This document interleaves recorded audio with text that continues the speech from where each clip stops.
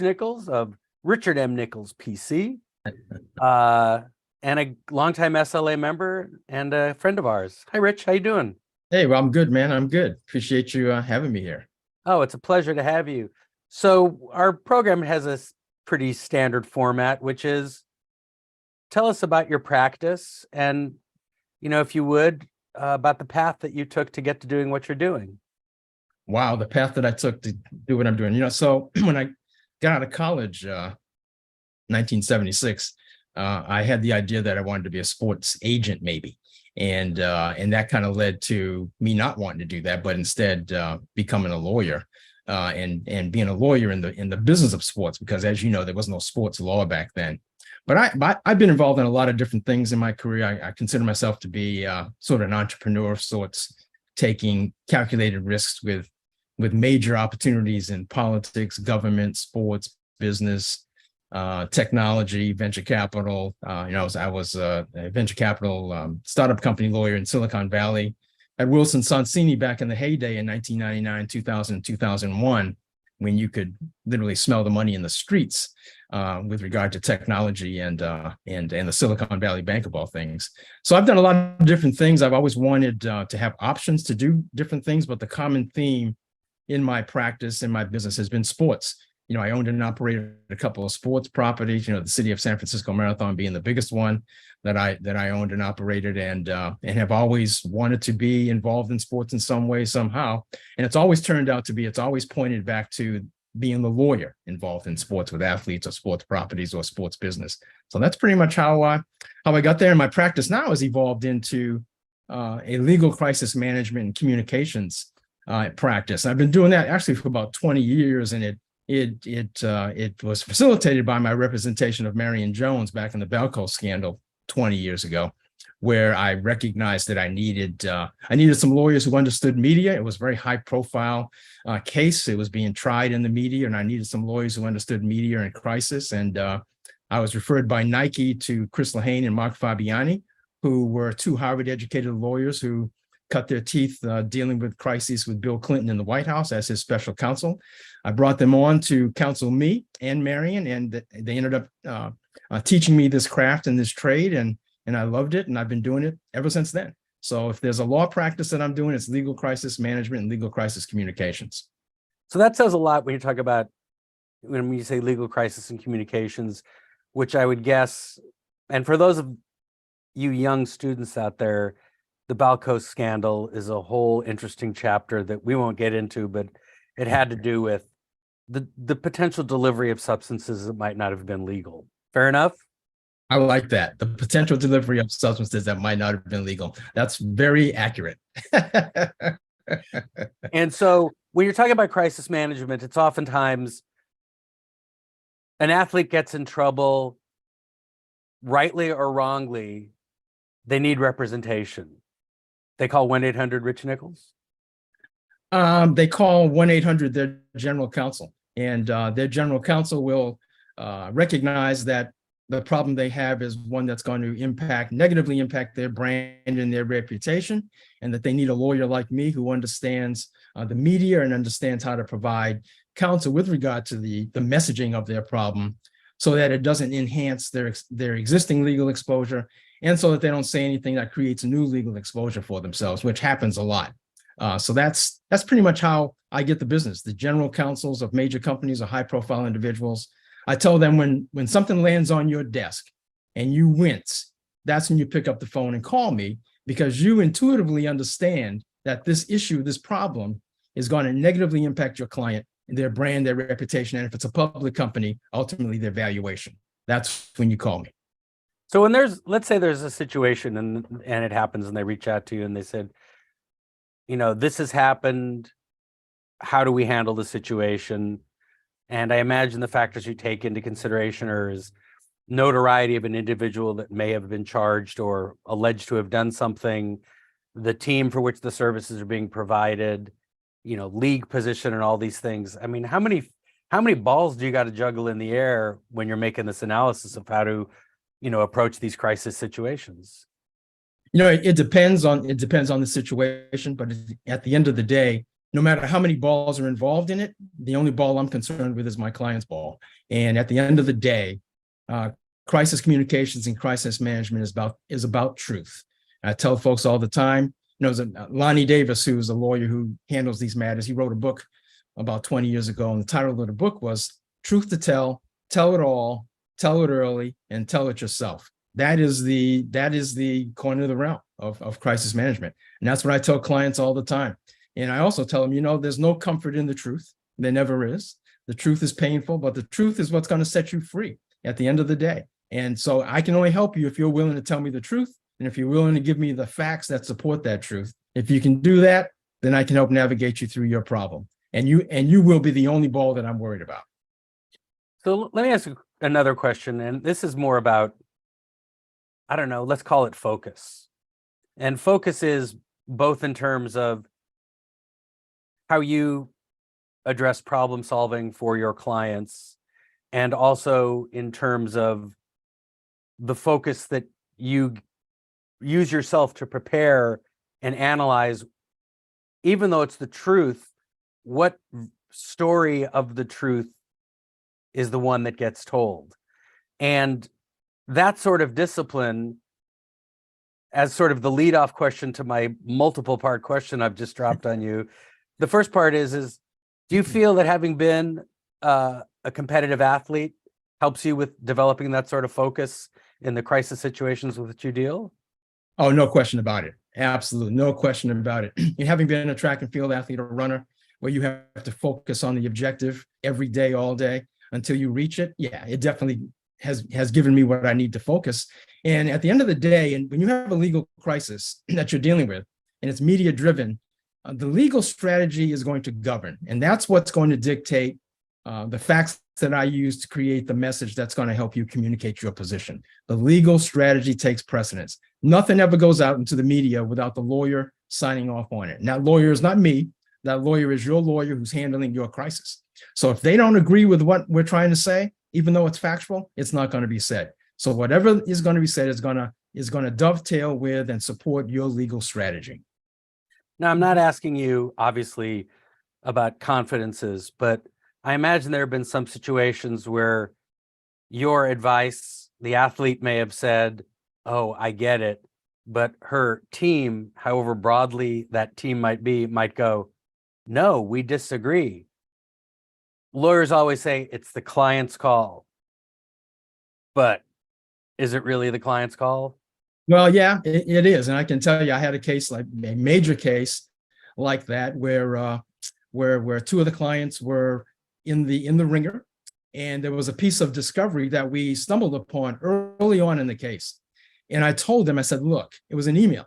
I said, this email is going to sink you unless we take this opportunity right now to get it out into the ether and put our context around it. Because if you don't take this opportunity to put your context around the content of this email, it's going to come out of context and it's going to sink you. They did not want to do it. That was early on. Fast forward 6 months, I get a call from a CNN reporter. She has the email. She reads it to me verbatim. And I said, look, can you give me 24 hours? Give me 24 hours. And she did. Went back to the clients, had a conference call with the clients, their wives, their lawyers. I said the same thing. We have 24 hours now to put the context around this email or it's going to kill you. They did not want to do it. And I told them, I said, look, did you all watch the O.J. Simpson trial? Yeah, they did. I said, where did he go after you put on the glove? And there was silence. I said, he went home. That's where he went. He went home. Why? Because he had an opportunity to put his context around the piece of evidence that could kill him. He went home. You guys are in the same situation. They didn't take my advice. And they suffered consequences. Period. End of story. So that's not to say that I'm always right. That is to say that I do have the instinct. I do understand what needs to be communicated, and you should take my advice because I'm giving it to you objectively. I don't have anything in the game except trying to protect you. Yeah, it's interesting because so many times I think, to get a deal done in a business environment, there may be a little back channeling. So you're talking to, for example, the client saying, we got to do this. And they're saying, absolutely not. And then maybe you talk to the team and you go, look, she's saying not. And any push you can give to get us to this place that's going to serve our interests. Got to be some of that going on. Always, Yeah. every day, all day, always. And like I said, at the end of the day, and I tell people right up front, look, I'm hovering over your cloud at 25,000 feet. Why? Because I get to see all the moving pieces, because I'm not involved with those moving pieces. And I can give you sort of some objective advice about how you need to position yourself in the public eye. Because if it's a criminal case and there's a jury pool out there, you want to be able to impact the jury pool right now before they're selected while you can. And you have that opportunity. And lawyers always push back on it. Always. Lawyers are absolutely the worst to have to deal with in terms of convincing that this is the thing to do, because most lawyers say, oh, don't talk to the media, don't ever deal with the media. Wrong. If the media is on your situation, you need to figure out a way to communicate with them. Otherwise, they're going to communicate your client's side for you, and it's not going to be positive. Yeah, I think the old phrase "silence is golden" does not apply once the media starts sniffing around. No, and everybody's a reporter today. You have an iPhone, you're a reporter. So the media is ubiquitous. Which gets to the whole one of my next areas that I wanted to talk about, which was 20 years ago, you had traditional media with which to deal. Right. National news networks, you had local news when local news really mattered, and you dealt with those people.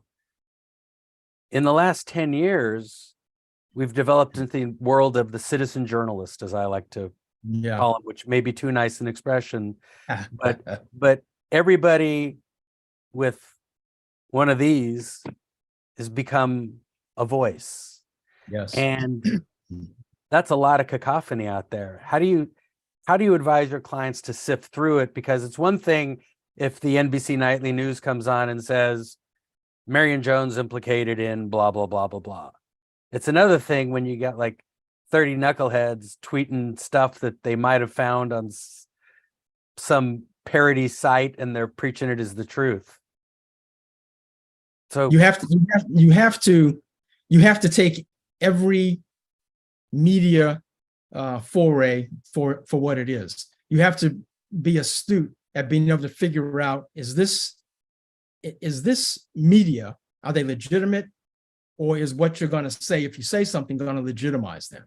So you really have to make some gut calls with regard to what you're going to respond to and what you're not going to respond to. And I say respond for a reason. You don't want to react to anything.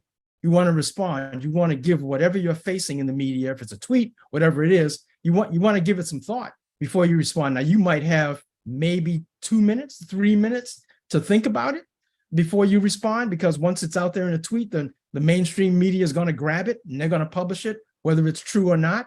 So you better think long and hard about it and figure out if you're going to respond to the initial communication, or if you're going to wait to see if it's going to blow up in the mainstream media and then respond then. So it's you really have to think about it, and you don't have a lot of time to think about it, but you do have to give it some consideration, because you don't want to react, because if you react, whatever you put out there, you're stuck with it. You're stuck with it, and you don't want to be in a defensive posture if you can at least avoid it. Which brings me back to an earlier comment you made. Do you think anyone's given you 24 hours to get back to them anymore? No, they're not. So what I do now, I've always done this, but I do it even more efficiently now. I put together a comprehensive strategic media plan, and I sit down with the client and I say, look, here's your situation, and here are all the variables. Here are all the things that might come out going forward. You need to sit down and look at them, look at all these things, and give me the facts with regard to what all these things are and what they mean. Even if it's not a lot of facts, give me some facts, so that if it comes out, I at least have some facts to start to develop a response with, if a response is required. Otherwise, we're going to be shooting in the dark. So the client really has to sit down and think long and hard about it, because it's going to protect them in the end. That's pretty much all you can do. You have to be proactive. You have to be ready to respond and not react to something. A reaction is going to hurt you. A response is going to help you.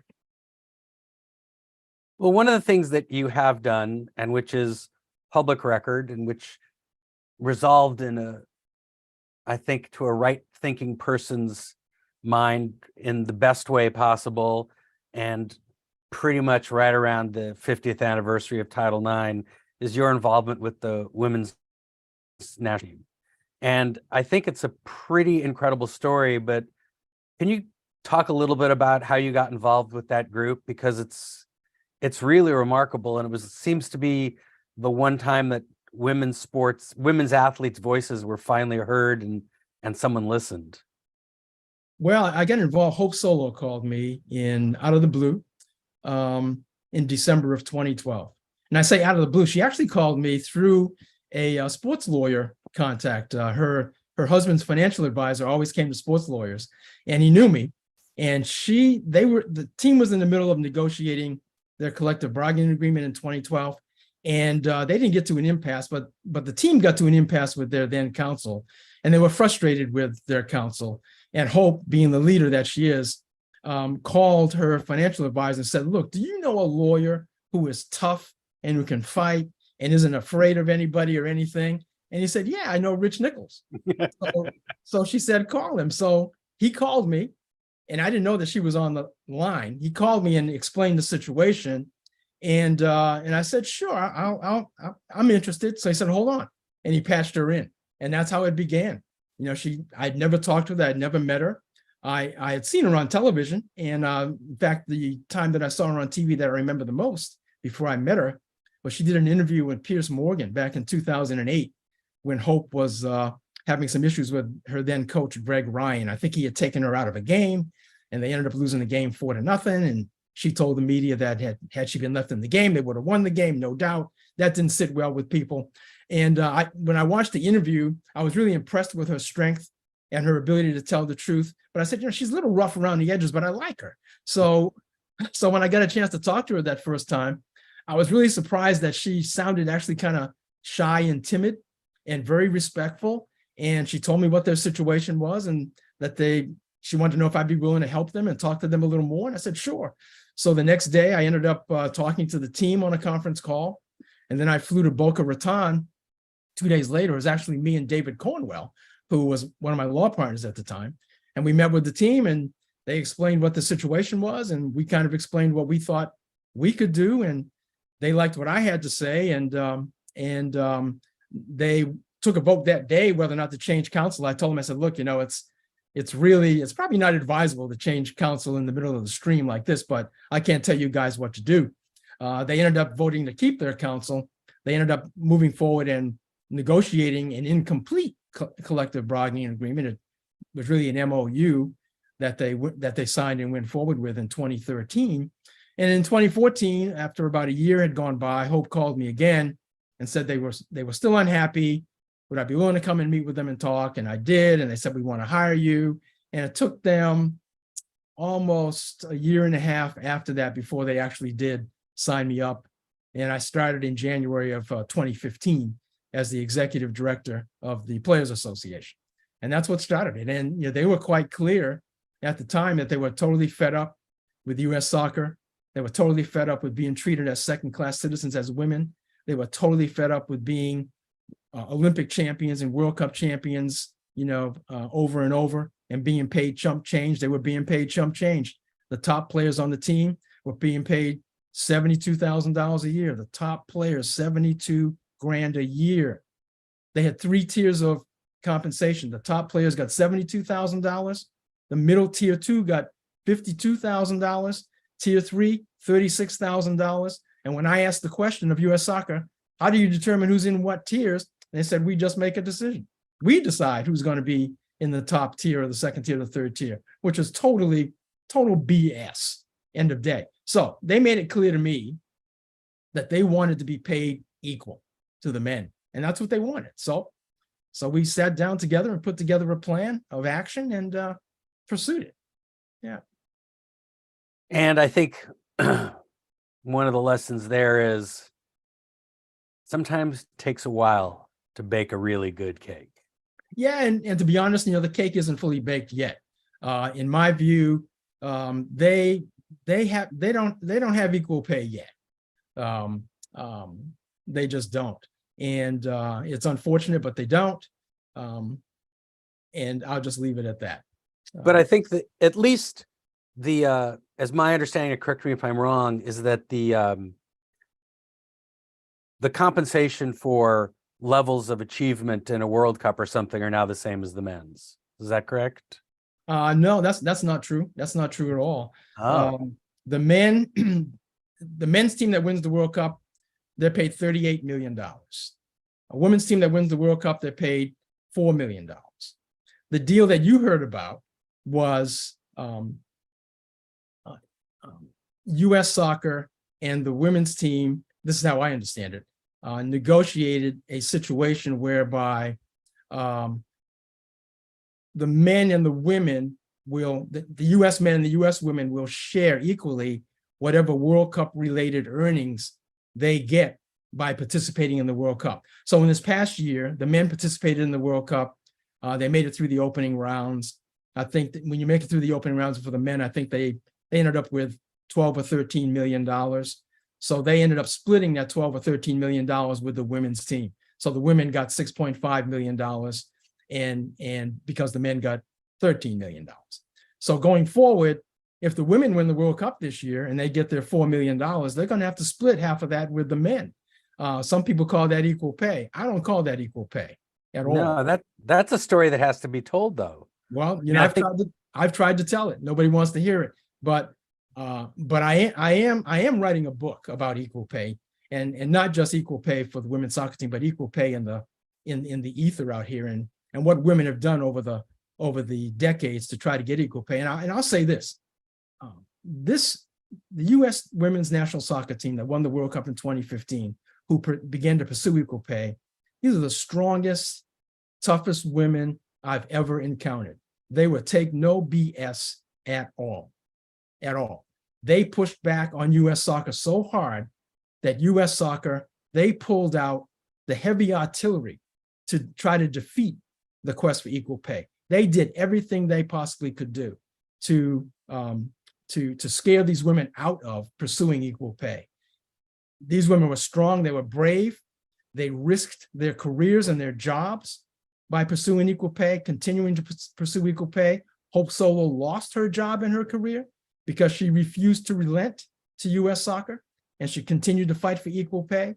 And all these women were subject to that fear and that intimidation and loss of their jobs. So, you know, my hat is always off to those 24 women on that 2015 team who stood the ground, took no mess. They were unanimous on all their decisions about things that they had to do going forward to pursue equal pay. And it was a tough journey. But they fought hard. They did. And I don't think I've never met a group of people, no less women, a group of people who ever been that strong and tough and courageous. I think about it, 5 of the players. It was a tough conversation. I never forget having this conversation during the midst of the negotiations, the CBA negotiations, when it became clear the U.S. soccer was never going to agree to equal pay. We had to pull out one of what I call a nuclear option. And one of those nuclear options was having 5 players file complaints with the EEOC, alleging violation of the Equal Pay Act and Title VII wage discrimination. Can you think of anybody who is going to sue their current employer, who's still signing their paychecks, sue them and allege wage discrimination and violation of the Equal Pay Act? I can't think of anybody who would do it. No one had ever done it to that time, and no one's done it since. That's how strong these women were, period. And look, they also had a certain element of, as you mentioned earlier, truth that had to be told, which was the men are not advancing out of pools. They're not sometimes qualifying for the World Cup, qualifying for the Olympics. And this women's team has been winning, forget international tournaments, winning Olympic gold medals, World Cups, multiple titles. And the viewership, media guy talking, the viewership for the women's soccer team, just its calculus keeps going up.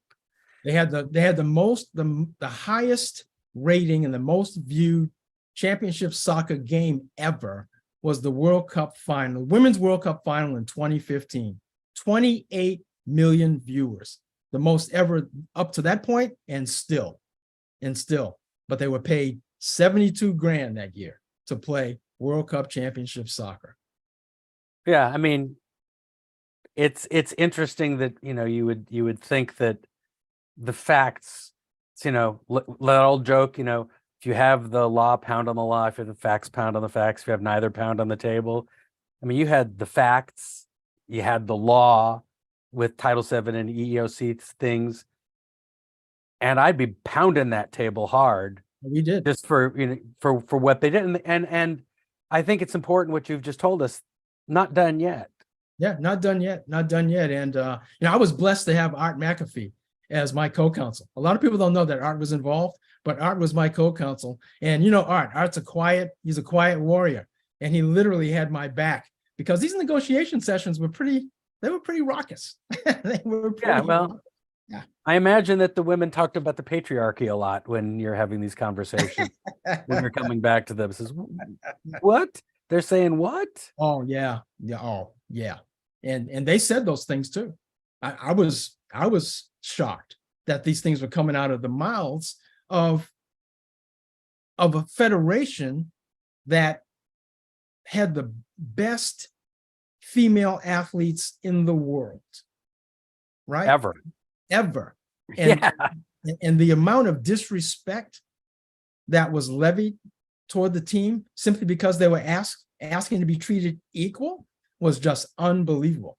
Unbelievable, you know, really to this day, it's just hard for me to even think about and swallow without getting pretty angry. And negotiating with them is like negotiating with this laptop. You know, there's no negotiation. You're talking to yourself most of the time, and very, very frustrating. And they pulled out all stops, and so did we. So did we. You know, so did we. Yeah, but you know, you had to stand up. Yes. And it was one of those situations where it's, you know, it's rare, you know, that any of us in practice in any of our, you know, whether it's crisis management or just working with people and doing deals, where you have a client that says, no, I'm willing to sacrifice everything for what's right. Absolutely. And that kind of emboldens you as an attorney representing their interests. Like, you know, I can't let these people down. You know, there was one on the first day of negotiations. It was February 3rd of 2016. We had what we thought was a productive day. So productive that we wanted to stretch it off into the evening. But as it turned out, Megan Rapinoe was the only athlete that came to negotiate. She had to fly back to Seattle and couldn't get another flight. So we walked back into the conference room, and US Soccer announces to us that they just sued us in federal court in Chicago, seeking a declaratory judgment that we had no right to strike or to boycott the Olympic Games that year. Blindsided us. That's the kind of game they play. And it was a blindside. It didn't feel good. And I had to call the team to tell them what happened. Fortunately, they were together training here in Dallas, in Frisco, the training camp. We, the lawyers, got on the phone with them, and I told them what happened. And they, in unison, said, well, we'll just fight them, Rich. We'll just fight them. That was like music to my ears, and it warmed my soul because these women were committed. Period. End of story. Well, it's always nice to be on the right side of history. Yeah. And I think, you know, it's interesting because oftentimes working in sports law, and as you said, when you and I were, you know, first in school, there was no such thing as sports law. No. And so now you're in sports law, and it's a, you know, in this world, sometimes, you know, you have important things to do, and we never can lose sight of the fact that, you know, it's not, you know, glamorous because you call yourself a sports lawyer. At the end of the day, we all remain officers of the court and have a responsibility to the truth, as you said. Absolutely. And to make sure that people have the ability to represent that truth to the world and to stand on their rights. And, you know, history is flooded with people who stood on their rights and were unsuccessful, but it can't deter anyone else. And sometimes we have to remind people that, you know, that you have a right, and to have clients that say, you know, we'll fight for what we believe is true. And we've seen it in social causes, but to see it in the realm of athletics is really an extraordinary story. And thank you so much for sharing that with us. I think Thank you. it's really important and really credible and needs a little more attention. And everybody out there, still no equal pay for women's soccer players. Stand up. Gotta keep fighting. Yeah. Hey, Rich, thanks so much. Thanks for taking the time to talk to us. To the audience out there, if you're not a member of the Sports Lawyers Association, what are you thinking? Go to sportslaw.org and become a member of the organization. We'll have our annual conference will be next May, and we're back live and in person. For those of you that didn't make it, we had a pretty great one in Los Angeles a few weeks back, about 800 people in attendance. Thought it was a really good program, got a lot of good feedback, and you build relationships and you meet people like Rich Nichols, who's always happy to talk to you. Amen. So Rich, thank you again for taking the time. Appreciate it. And hope your air conditioning gets fixed. Yeah, me too. All Thanks. right, have a good evening. Bye.